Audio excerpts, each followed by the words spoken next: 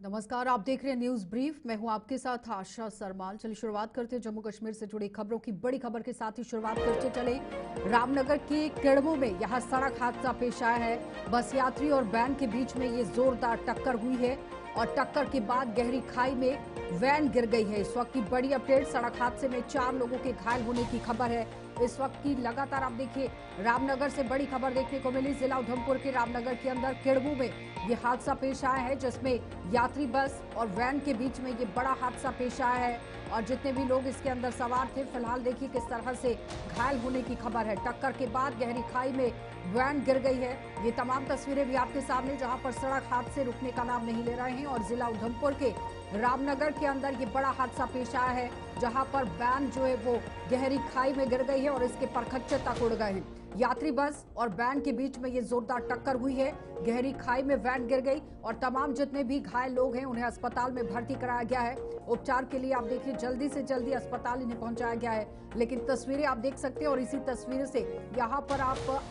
अंदाजा लगा सकते हैं कि कितना खतरनाक ये पूरा एक्सीडेंट आज रहा है, क्योंकि सड़क हादसे लगातार बढ़ते चले जा रहे हैं। और पहाड़ी इलाकों की अगर बात करें तो किस तरह से चालक वहां पर अपनी गाड़ी चला रहे हैं, सवालिया निशान जरूर उठता है। गाड़ी की फिटनेस पर भी सवाल उठता है कि गाड़ी क्या सही थी या नहीं, ओवरलोड तो नहीं थी, किस वजह से ये टक्कर यहाँ पर हुई है। ये तमाम पहलुओं पर जांच करना जरूरी है, क्योंकि सड़क हादसे जिस तरह से बढ़ते जा रहे हैं तो चालक सह चालकों पर भी कार्रवाई करना जरूरी है। क्योंकि जब एक चालक अपनी सवारी को अपनी गाड़ी में बिठाता है तो उसकी जिम्मेदारी बनती है कि उसकी जितने भी सवारियां हैं, यात्री हैं, उन्हें गंतव्य तक सुरक्षित पहुंचाया जाए। लेकिन बीच रास्ते में अगर इस तरह से सड़क हादसा पेश आता है तो फिर कार्रवाई करना जरूरी हो जाता है। सड़क हादसे में फिलहाल लोगों के घायल होने की खबर।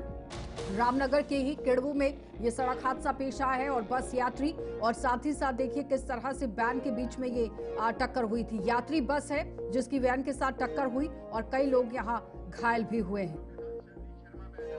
चलिए रामनगर से हमारे संवाददाता सनी जुड़ गए हैं। सनी, ताजा अपडेट कीजिएगा, कितने लोग घायल हुए हैं, क्या अपडेट है आपके पास? हादसे के कारण बता दीजिए साथ में। अच्छा, आपको बता दें शाम का समय था और रामनगर से एक बस जो है वो उधमपुर के तरफ जो है वो जा रही थी। वहीं उधमपुर से एक वैन जो है रामनगर के तरफ आ रही थी और त्रिकू के पास जो है ये हादसा जो है वो पेश आया है, जहां बस और वैन के बीच में एक जोरदार जो है वो टक्कर हुई है और वैन जो है एक नाले में जा गिरी है, जिसमें बताया जा रहा है कि 4 लोग सवार थे। और जब ये टक्कर हुई तो बस ड्राइवर ने तुरंत ही इस बस को वहीं पर रोक लिया और बस में जितने लोग सवार थे तुरंत नीचे उतरे और वैन जो है एक नाले में गिरी हुई थी। वहां पर जो बस में लोग सवार थे उन्होंने तुरंत ही वैन से लोगों को जो है वो निकाला और उसके बाद उन्हें रामनगर हॉस्पिटल में जो है वो पहुंचाया है। यहाँ पर जो है एक महिला जो है वो बिल्कुल भी चोटें जिसे नहीं आई हैं और 3 लोगों को जो है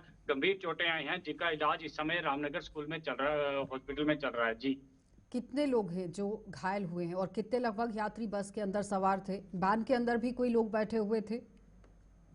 जी बिल्कुल आशा, इस वैन में 4 लोग सवार थे, एक महिला और 3 पुरुष जो है वो बताए जा रहे हैं। महिला की कंडीशन बिल्कुल ठीक है, महिला को बिल्कुल भी चोटें जो है वो नहीं आई हैं। और अगर हम बात करें पुरुष जो है इसमें 3 थे और तीनों को जो है गंभीर चोटें आई हैं। उनका इलाज इस समय रामनगर हॉस्पिटल में जो है वो चल रहा है। अगर बस की बात करें तो बस में लगभग 20 से 25 लोग सवार थे और वो बिल्कुल जो है वो ठीक हैं, उनको कोई भी चोट नहीं आई है, क्योंकि बस जो साइड पे चल रही थी और वैन जो है वो एक खाई वाली तरफ थी। जांच के जैसा लिए ही किस टक्कर तरह हुई। के कदम बढ़ाए गए हैं कि हादसे का कारण क्या कुछ रहा? क्या झपकी आ गई या फिर ओवर स्पीडिंग था, ओवरलोड थी, किस वजह से हादसा पेश आया है? जल्दी से बताइएगा। अच्छा, ये जो हादसा पेश आया है, एक मोड़ था और मोड़ में तेज रफ्तार जो एक वैन बताई जा रही थी और जैसे ही उसकी बस से टक्कर हुई और वो जाके एक नाले में जो है वो गिरी है, जिसमें 4 लोग जो है वो सवार थे, जिनमें 3 बुरी तरह से घायल हैं। उनका इलाज इस समय रामनगर ठीक है हॉस्पिटल में चल सनी, रहा है। बहुत जी, बहुत धन्यवाद जुड़ने के लिए। तो फिलहाल ओवर स्पीडिंग की ही बात आप देखिए सनी बता रहे हैं, तो रफ्तार अपनी धीमी करना और कंट्रोल में करना बहुत जरूरी है, क्योंकि जिस तरह से सड़क हादसे लगातार बढ़ रहे हैं इस पर नकेल कसने के लिए कार्रवाई करना भी जरूरी है। आगे बढ़ जाते हैं। जम्मू कश्मीर के किश्तवाड़ जिले के सिंहपोरा छात्र इलाके में सुरक्षा बलों द्वारा चलाया जा रहा अभियान सर्च ऑपरेशन शुक्रवार को भी आज भी यानी जारी है और हालांकि शुक्रवार को अब तक किसी गोलाबारी की सूचना नहीं मिली है। ऑपरेशन गुरुवार सुबह शुरू हुआ था जब खुफिया जानकारी के आधार पर सुरक्षा बलों ने इलाके में 3 से 4 आतंकवादियों के एक समूह के खिलाफ कार्रवाई शुरू की थी और गुरुवार को ही आतंकवादियों के साथ हुई मुठभेड़ में एक बहादुर जवान गायकर संदीप पांडुरंग शहीद हो गए जबकि 2 अन्य जवान घायल हो गए थे।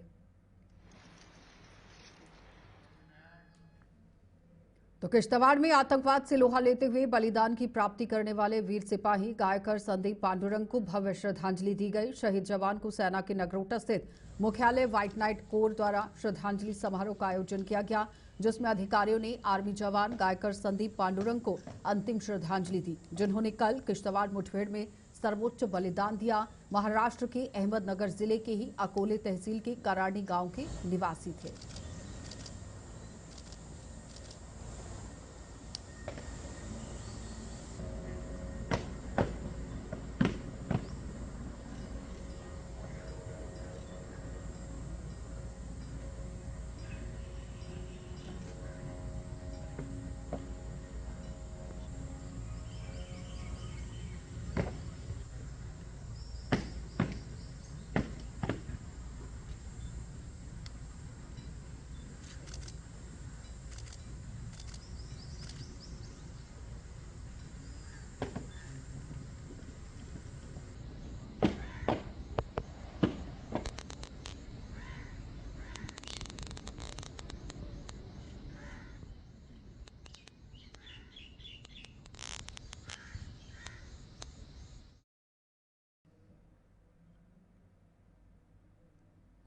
चिनाब दरिया से सटा डोडा यहां आए दिन सड़क हादसे का शिकार हो रहा है। सड़क हादसे यहां पर भी लगातार बढ़ रहे हैं, कभी तेज रफ्तार तो कभी ओवरलोड वाहन हादसे का शिकार हो जाते हैं। इसी कड़ी में जिला डोडा से एक और मामला सामने आया जिसे सुनकर आप चौंक जाएंगे। दरअसल यहां डोडा में एक बार फिर से यातायात कानून की धज्जियां उड़ाई गई हैं। जानकारी के मुताबिक 28 सीटिंग कैपेसिटी मिनी बस में लगभग 63 लोग सवार थे, यानी इस मिनी बस में 35 अतिरिक्त लोगों को बिठाया है जिससे साफ जाहिर होता है कि डोडा में खुलेआम बिना किसी डर भय के ट्रैफिक नियमों का पालन नहीं हो रहा।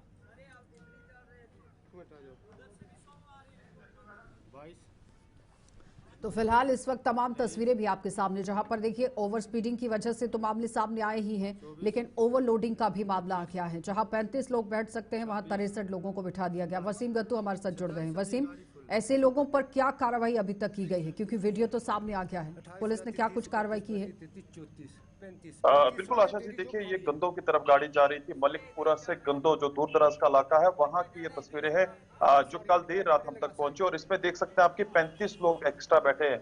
हालांकि मैं आपको बताना चाहूंगा लगातार जिला डोडा से अलग अलग दूर दराज जो इलाके हैं वहां से इस तरह की खबरें सामने निकल के आती हैं और एफआईआर तो जरूर लॉन्च की गई है। और अगर हम आज की बात करें, आज भी दूर दराज इलाकों से यही खबर है कि इस तरह की ओवरलोडिंग जो है देखने को मिलती है। हालांकि कल भी आपने देखा था एसएसपी ट्रैफिक जिला डोडा के अंदर पहुंचे थे, डिग्री कॉलेज के अंदर उन्होंने एक पब्लिक के लिए एक प्रोग्राम रखा था जिससे अवेयरनेस बच्चों को भी दी और आवाम को भी अपील की थी कि इस तरह की मुहिम जो है जारी रहेगी और ओवरलोडिंग से किस तरह से हमने बचना है। मगर जहां तक हम देख रहे हैं कि पब्लिक बिल्कुल भी कोऑपरेट नहीं कर रही है और जहां तक लोगों का मानना है, लोगों से जब बातचीत करते हैं उनका ये मानना है कि 2 से 3 गाड़ियां अलग अलग एरियाज के लिए जाती, जहां पे 5 गाड़ियां होनी चाहिए थी, रूट्स के लिए खाली 2 गाड़ियां लगाई है। तो इस पे एडमिनिस्ट्रेशन को भी समझना होगा, खास करके जो कंसर्न डिपार्टमेंट है, आरटीओ के साथ भी तो बातचीत करने की जरूरत थी कि जहां अगर 2 गाड़ियां हैं इस तरह से अगर ओवरलोडिंग होती है तो अगर कोई हादसा हो जाता है तो उसका जिम्मेदार कौन है।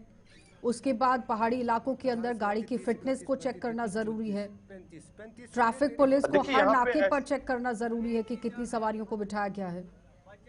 बिल्कुल आशा जी, देखिए अगर मैं जिला डोडा की बात करूं, जो कंडम गाड़ियां हैं वो जिले के अंदर आज भी चल रही हैं। हालांकि इसमें हम देख रहे हैं कि आरटीओ डिपार्टमेंट काफी ज्यादा एक्टिव है, वो काम ग्राउंड जीरो पे कर रहा है, अलग अलग इलाकों के अंदर जा रहा है, जिसमें हम देख रहे हैं कि ट्रैफिक पुलिस जो है थोड़ा सा शांत है, उनको जगाना चाहिए, उनको आगे आना चाहिए। एक गाड़ी पकड़ने से हालात सुधरेंगे नहीं, क्योंकि लगातार मैं आपको बताना चाहूंगा दूर दराज इलाकों से इस तरह की वीडियोस आज भी हमारे पास इस तरह की वीडियोस देखने को मिल रही है। अब हम देख रहे हैं कि आवाम सामने आ रही है, लोगों को पूछ रही है, इसी तरह से वीडियोस बना के हम तक पहुंचा रही है। ये वीडियो जो है ये कल का है और आप देख सकते हैं कि इस वीडियो के अंदर 35 लोग जहां पे बिठाए गए हैं। पहले हम देखते थे कि गाड़ी की छत पे लोग हुआ करते थे, आज वही तस्वीरें जिला डूडा की है जहां पे आप देख रहे हैं कि छतों पे लोग बैठते हैं। इसका ये साफ तौर पे है कि अगर इलाकों के अंदर जहां पे लोगों का मानना है कि कम गाड़ियां चलती हैं, जहां तक हम बात करें जो हायर अथॉरिटीज है, ट्रांसपोर्ट कमिश्नर है, कल हमारी बातचीत उनसे, उनका ये मानना है कि जो दूर दराज के लिए कम गाड़ियां जाती हैं वहां पे गाड़ियां जरूर लगाई जाएंगी, ताकि आने वाले टाइम में ऐसे जो ड्राइवर्स हैं उनके ऊपर कड़ी से कड़ी कार्रवाई होगी। और ट्रैफिक पुलिस को ध्यान देने की जरूरत है कि महज सिर्फ अभियान से कुछ नहीं होगा, जमीनी सतह तक अभियान की सच्चाई को पहुंचाने की जरूरत है। बहुत बहुत धन्यवाद वसीम जुड़ने के लिए। और उसके साथ साथ आम जनता को भी चाहिए कि नियमों का पालन किया जाए, क्योंकि अगर आप अपनी जिंदगी के साथ खुद ही खिलवाड़ करेंगे तो फिर बचाएगा कौन, क्योंकि आम जनता को ट्रैफिक पुलिस के साथ मिलकर इस पर काम करने की जरूरत है। आगे बढ़ जाते हैं। देश के साथ साथ जम्मू कश्मीर में भी भाजपा द्वारा ऑपरेशन सिंदूर की सफलता को लेकर भारत शौर्य तिरंगा यात्रा की आयोजनों का सिलसिला अभी भी जारी है। और इसी कड़ी में भाजपा द्वारा छाम्बो विधानसभा की पलांवाला मंडल में भारतीय सेना के सम्मान में भव्य तिरंगा यात्रा का आयोजन किया गया, जिसमें सांसद जुगल किशोर शर्मा के अलावा भाजपा के कई नेता और बड़ी संख्या में कार्यकर्ताओं ने भाग लिया। इस अवसर पर सांसद जुगल किशोर शर्मा ने कहा कि ऑपरेशन सिंदूर की सफलता के बाद पूरे देश में भारतीय सेना के सम्मान में भारत शौर्य सम्मान तिरंगा यात्रा का आयोजन कर सेना का सम्मान किया जा रहा है। उन्होंने कहा कि हर भारतीय को सेना पर गर्व है। तिरंगा रैलियों के माध्यम से भारतीय सेना का मान सम्मान किया जा रहा है। और आप देख रहे हैं कि देश के साथ साथ जम्मू कश्मीर में भी अनेकों स्थानों पर आज ही नहीं कई दिन पहले से तिरंगा यात्राएं जो है वो निकाली जा रही हैं। और विशेष तौर पर आज हम इस समय जिला अखनूर में हैं और ये हमारा वार्डर क्षेत्र सीमावर्ती गांव पलांवाला है, जहां पर हम इस समय तिरंगा रैली जो है वो निकाल रहे हैं। ये तिरंगा रैली जो है वो सिविल सोसाइटी द्वारा निकाली गई है, व्यापारियों द्वारा निकाली गई है और कुछ जो सोशल ऑर्गेनाइजेशन रहती है उनके द्वारा निकाली गई है। लेकिन भारतीय जनता पार्टी का कार्यकर्ता भी अपने आप को इसमें शामिल कर रहा है, हमने भी इसमें पार्टिसिपेट किया है। हम सब जानते ही हैं कि देश के प्रधानमंत्री नरेंद्र भाई मोदी जी ने कहा था कि ये जो नरसंहार पहलगाम में 22 अप्रैल को हुआ है ये देश बर्दाश्त नहीं करेगा। उसी को मद्देनजर रखते हुए उन्होंने सेनाओं को कहा था समय और स्थान तय करके इसका जवाब देना बहुत ज़रूरी है। सेना ने इसका जवाब दिया, पाकिस्तान को धूल चटाई और पाकिस्तान गिड़गिड़ाया, सीज फायर हुआ। और उसके बाद आप देख रहे हैं कि भारत के नागरिकों को में एक बहुत बड़ा जोश है। जिस तरह का प्रदर्शन भारतीय सेना ने किया है और जिस तरह का प्रदर्शन भारत में बने हुए जो हथियार थे, जो मिसाइल थे, जो ड्रोन्स थे, उन्होंने जिस तरह का प्रदर्शन किया है वो सराहनीय है। देश के साथ साथ दुनिया ने उसको देखा है और सराहा है। इसीलिए आज हम सबको ये गर्व महसूस होता है कि भारतीय सेना ने यो पराक्रम इस ऑपरेशन सिंदूर के माध्यम से करके दिखाया है, उस पर हम सबको गर्व है। उसी को देखते हुए हर नागरिक जो है वो भारतीय सेना का और विशेष तौर पर एयरफोर्स सेना का और फिर विशेष तौर पर नेवी जो हमारी है समुद्री सेना, उसका आभार प्रकट करने के लिए, उनको ये जताने के लिए कि पूरे देश के नागरिक आपके साथ है, तिरंगा यात्रा के माध्यम से उनको सहयोग कर रहे हैं। भाजपा की राजौरी मंडल द्वारा यहां तिरंगा बाइक रैली का आयोजन किया गया, जिसमें बड़ी संख्या में भाजपा कार्यकर्ताओं ने भाग लिया। ये रैली राजौरी कस्बे के विभिन्न मार्गों से होते हुए कुंडली में संपन्न हुई है।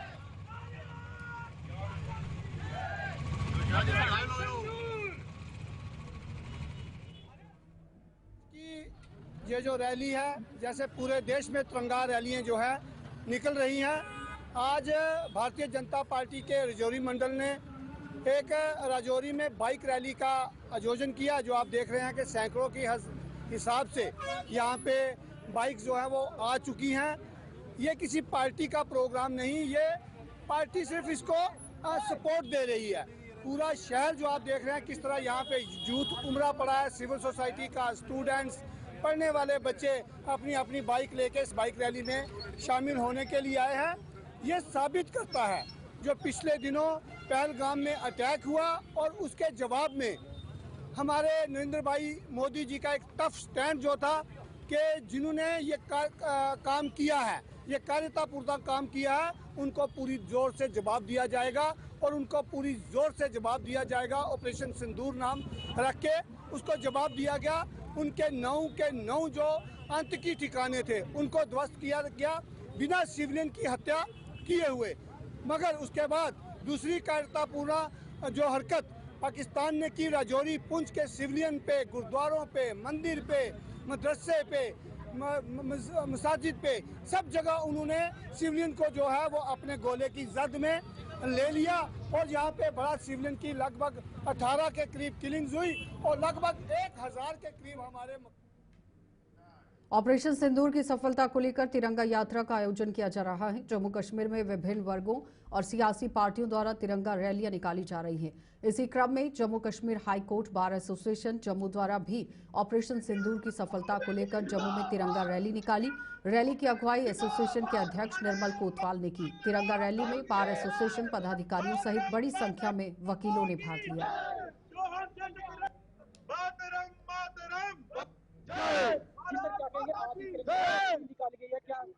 आज हमने तिरंगा रैली निकाली है और ये जो हमारा मिशन था, एक ऑपरेशन सिंदूर जो था, ये उसके लक्ष्य में निकाली गई है।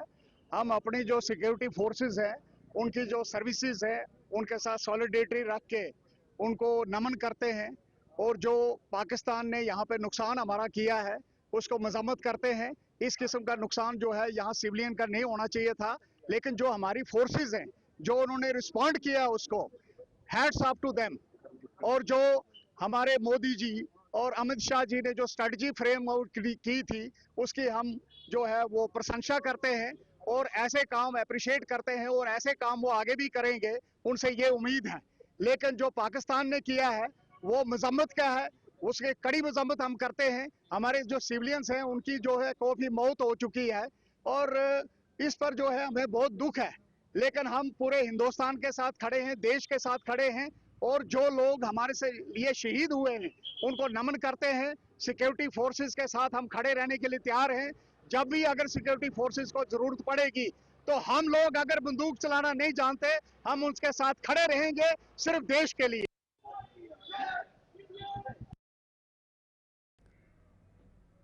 तो इस समय जम्मू में आसमान में आप देखिए किस तरह से गर्मी छाई हुई है, आसमान से आग बरस रही है। तापमान की बात करें तो पारा 42 डिग्री के भी पार हो चुका है। बताते चले ये 42 डिग्री नहीं, तो अगर आपको आंकड़ा दुरुस्त करके बताएं तो ये 32 डिग्री अब पार हो चुका है, क्योंकि कल आपने देखा था कि 40 को पार कर चुका था, लेकिन आज 32 डिग्री को पार हो गया है। भीषण गर्मी की वजह से इस दौर में जम्मू शहर में अघोषित बिजली कटौती से लोग बेहाल हैं। परेशान लोगों ने अब यहां जेपीडीसीएल से बिजली के अघोषित कट पर रोक लगाकर लोगों को राहत देने की मांग कर दी है।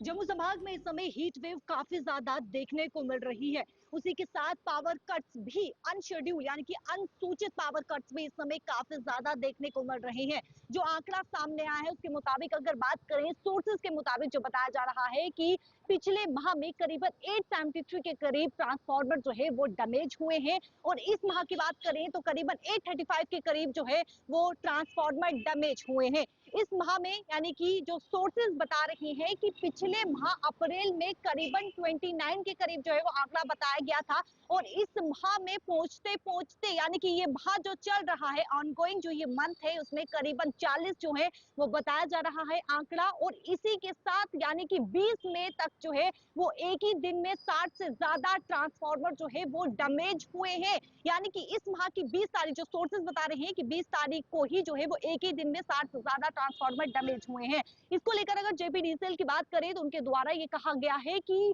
इस समय जो है यानी कि ट्रांसफार्मर को जो है वो रिप्लेस किया जा रहा है, जो डैमेज हुए हैं उन्हें रिप्लेस किया जा रहा है। अगर अर्बन एरियाज की बात करें तो 8 घंटे के भीतर जो है वो इन ट्रांसफार्मर यानी कि जो डैमेज हुए हैं ट्रांसफार्मर उनको रिप्लेस करेंगे। 12 घंटे के भीतर जो है वो बताया गया है कि रूरल एरियाज में जो है वो रिप्लेस किया जाएगा और साथ ही साथ 24 आवर्स के भीतर जो है वो रिमोट एरियाज में जो है वो जो ट्रांसफार्मर डैमेज हुए हैं उन्हें रिप्लेस किया जाएगा। लेकिन इस समय की बात करें तो अलग अलग इलाके जो है जम्मू रीजन की मैं बात करूं तो जम्मू रीजन के अलग अलग इलाके जहां पर काफी ज्यादा पावर कटेलमेंट जो है यानी कि अनसूचित पावर कटेलमेंट देखने को मिल रही है और लोगों को इससे काफी ज्यादा जो है वो परेशानियों का सामना भी करना पड़ रहा है। हालांकि जेपीडीसीएल के द्वारा ये भी कहा गया है कि लोगों से ये भी अनुरोध किया जाता है कि पावर को सेव करें, पावर को बिना वजह जो है वो इस्तेमाल ना करें, क्योंकि ट्रांसफार्मर में काफी ज्यादा लोड पड़ रहा है जिसके चलते अनसूचित पावर कटेलमेंट यानी कि पावर कट करना बेहद ही आवश्यक हो चुका है। क्योंकि इस समय आप देखिए हीट वेव काफी ज्यादा जो है वो बढ़ती हुई नजर आ रही है। आम जनता से बात करते हैं किस तरीके से उन्हें परेशानियों का सामना करना पड़ रहा है। आपके इलाके में कितनी बिजली कटौती हो रही, कितने समय तक, कितने घंटों तक हो रही? लगभग हमारे इलाके में तो कम से कम भी 7-8 घंटे तो कट होता है। जी जी। इस गर्मी काफी ज्यादा देखने को मिल रही है, हीट वेव काफी ज्यादा बढ़ रही है, कितनी दिक्कत कितनी परेशानी? बहुत बहुत ज़्यादा दिक्कत हो रही है। जैसे भी लाइट जाती है तो बच्चे वगैरह छोटे हैं घर में या कुछ बुजुर्ग है, बड़ा मुश्किल हो रहा है। मतलब जैसे लाइट कट होती है तो फैन भी इन्वर्टर भी कितना ही चलेगा, वो भी बंद हो जाता है। फिर उसके बाद तो बड़ा बहुत ज़्यादा मुश्किल होता है। अच्छा, एक और सवाल था, पावर सेविंग कर रहे हैं आप, बिजली बचा रहे हैं आप, क्योंकि ट्रांसफार्मर में काफी ज्यादा लोड पड़ रहा है। पावर देखिए, पावर सेविंग का ये लाइटें शाइटें तो वैसे ही बंद होती है, ज़्यादा से ज़्यादा फैन चलता है तो अपनी तरफ से तो कोशिश करते हैं हम सेविंग करने की। जी। गर्मी काफी ज्यादा, बहुत ज़्यादा गर्मी है, बर्दाश्त के बाहर है। मतलब काफ़ी रिकॉर्ड तोड़े इस बार गर्मी ने, कश्मीर में भी यहाँ भी। कितनी आपके इलाके में जो है वो बिजली कटौती होती है दिन में? एक तो सुबह का इन्होंने कट रखा हुआ है कि शॉप ओपन होती है 9 बजे, तो 10 बजे तक लाइट नहीं होती है। 1 घंटे का तो हमें वो होता ही नहीं है, लाइट 10 बजे आती है। उसके बाद भी दिन में कोई 10-12 बार लाइट चले जाती है, जाती सिर्फ 15 मिनट के लिए, आधे घंटे के लिए, लेकिन बीच बीच में लाइट बंद करते हैं वो। क्योंकि ये जो है जम्मू का सबसे अच्छा बिजनेस हब है रघुनाथ बाजार, लेकिन यहाँ पे तो कम से कम जब से स्मार्ट मीटर लगे हैं तो उसके बाद तो चाहिए कि यहाँ पे लाइट बंद ना हो, क्योंकि लोगों के यहाँ एसी वेसी भी चलने होते हैं और कस्टमर होता है यहाँ पे, तो लाइट नहीं हो तो कस्टमर एंटर ही नहीं करता शॉप के ऊपर। बीएसएल के द्वारा ये भी कहा गया है कि जो क्षेत्र यानी कि क्षेत्र में ट्रांसमिशन हानि के आधार पर जो है वो 2 से 4 घंटा पावर कट जो है वो की जा रही है और इसी के साथ 15% यानी 15% से कम जो ट्रांसमिशन हानि वाले क्षेत्र हैं वहां पर किसी प्रकार की कोई भी पावर कटेलमेंट नहीं की जा रही है। लगातार जेपीडीसीएल इस हीट वेव में अनुरोध कर रहा है कि पावर का जो है वो कम से कम इस्तेमाल करें, बिना वजह जो है वो पावर का इस्तेमाल ना करें, ज्यादा से ज्यादा पावर को सेव करें, क्योंकि ट्रांसफार्मर में इस समय काफी ज्यादा जो है वो लोड पड़ते हुए नजर आ रहा है, जिसके चलते पावर कटेलमेंट करना यानी कि अनुसूचित पावर कटेलमेंट करना जरूरी हो चुका है। कैमरा पर्सन संजय के साथ शिल्पा शर्मा, जम्मू। तो जम्मू के ब्लॉक मर्ग के सीमावर्ती इलाकों में हालात सामान्य होने के बाद किसानों ने अपनी खेतीबाड़ी का काम शुरू कर दिया है। भारत पाक के बीच पैदा हुए तनाव के चलते इन इलाकों में खेतीबाड़ी का काम थम गया था, लेकिन दोनों देशों के बीच हुए सीजफायर के बाद इलाके में फिर से किसानों ने अपने अपने खेतों में काम शुरू कर दिया है। हालांकि किसानों में अभी भी पाकिस्तान की ओर से फायरिंग का भय सता रहा है। हम अभी शुरू कर रहे हैं। पहले तो डिस्टर्ब एरिया है, फायरिंग हो रही थी, कुछ काम कर ही नहीं पाए, अभी स्टार्ट किया है, अभी लगा रहे हैं, 1 महीने तक धान स्टार्ट हो जाएगी। उम्मीद करते हैं कि अब बॉर्डर पे शांति रहेगी, क्योंकि हमारी तो यही है, किसान है, यहाँ काम करेंगे तो तभी किसी की शादी है, कुछ भी है, बच्चों की शादी करेंगे, बच्चों की पढ़ाई का खर्चा इसी में से निकालते हैं। अभी उम्मीद करते हैं कि बॉर्डर पे शांति रहे। लगता है कि किसान जिम्मेदारी पे निर्भर रहता है, उसी को बेचकर उसी से सर्कल बनाना चाहे मकान बनाना है, क्या? हाँ बिल्कुल, सब कुछ इसी पे है, हमारा घर जो भी है सब कुछ इसी पे चलता है। मकान बनाना है, बच्चों की शादी करनी है, बच्चों की पढ़ाई का खर्चा सब कुछ इसी में से निकलता है। तो अगर ये डिस्टर्ब रहेंगे, फायरिंग चलती रहेगी तो भूखे मरेंगे। अभी उम्मीद करते हैं कि बॉर्डर पे शांति रहे तो हम भी अपना रोजी रोटी कहीं से कमाएं और खाएं यहाँ। इस टाइम जो हमारी खेती बाड़ी चल रही है, बीज लगा रहे हैं किसान, भिंडियाँ लगा रहे हैं, घिया लगा रहे हैं, सब्जी लगा रहे हैं। जो 10-15 दिन पीछे गए हैं, ये किसान थोड़ा सा परेशान था, थोड़ा नहीं मज़ा परेशान था। जो अब शांति है बॉर्डर पे, हम यही चाहेंगे कि बॉर्डर पे शांति होनी चाहिए। हमारी फौज है जो हर टाइम तैयार रहनी चाहिए। हम लोग शांति से जो पेड़ी लगानी है, जहाँ भिंडी की फसल है, घिए की फसल है, खीरे की फसल है, ये सभी तैयार करनी है। जो हमारा परिवार चलता है। न्यूज़ ब्रीफ में इतना ही, इजाजत दीजिए, नमस्कार।